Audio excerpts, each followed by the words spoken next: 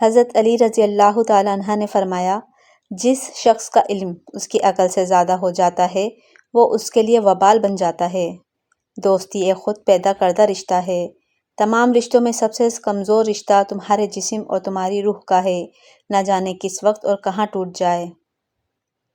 کسی کو پا لینا محبت نہیں، بلکہ کسی کے دل میں جگہ بنا لینا محبت ہے۔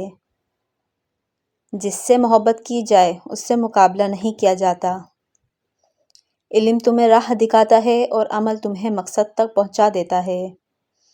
لوگوں سے ان کی ذہنی سطح اور فہم کے مطابق بات کرو۔ مجھے تعجب ہے اس شخص پر جو اپنی برائیوں کو جانتا ہے لیکن جب اسے برا کہا جائے تو وہ ناراض ہو جاتا ہے۔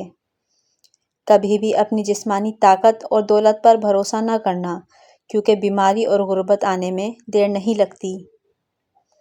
جس شخص نے کسی کو اکیلے میں نصیحت کی اس نے اسے سنوار دیا، اور جس نے کسی کو سب کے سامنے نصیحت کی اس نے اسے مزید بگاڑ دیا۔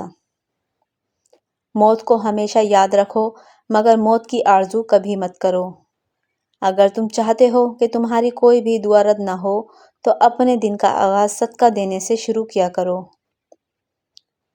3 انسان 3 چیزوں سے محروم رہیں گے: غصے والا صحیح فیصلے سے، جھوٹ عزت سے، اور جلد باز کامیابی سے۔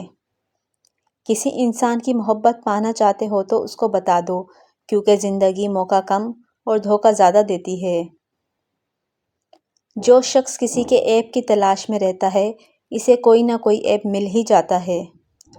کسی کے برا کہہ دینے سے نہ ہم برے ہو جاتے ہیں نہ اچھے۔ اپنی زبان سے ہر شخص اپنا ظرف دکھاتا ہے، دوسرے کا عکس نہیں۔